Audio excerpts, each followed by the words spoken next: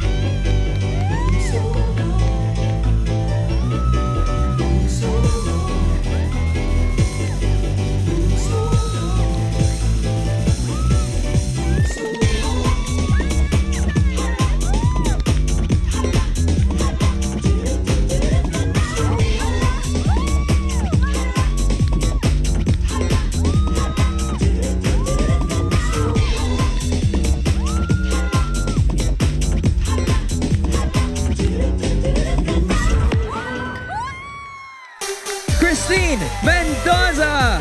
Bongga ka, day! Grabe!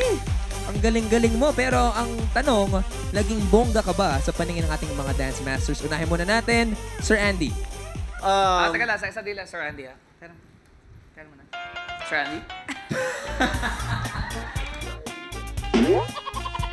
Alam mo, Christine, maraming matututunan ang mga kabataang dancers sa'yo. Una, sa paggamit mo ng extension sa mga legs mo, sa pag-point mo ng feet mo. Pangalawa, talagang nag-step up yung performance mo.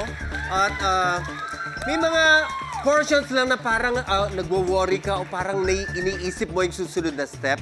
At pangatlo, may mga portions na nawawala ka sa timing. Pero at your age, believe na believe ako sa kaya mong gawin sa katawan mo. Congratulations.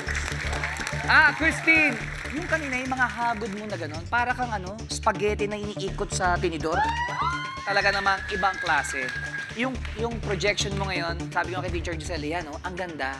Hindi sumosobra, tama lang. Kaya napapangiti ako kasi sinunod mo yung payo ko sa'yo. Pero nag-a-agree din ako kay Sir Andy na may mga part na para kang nagbibilang o nawawala ka sa timing.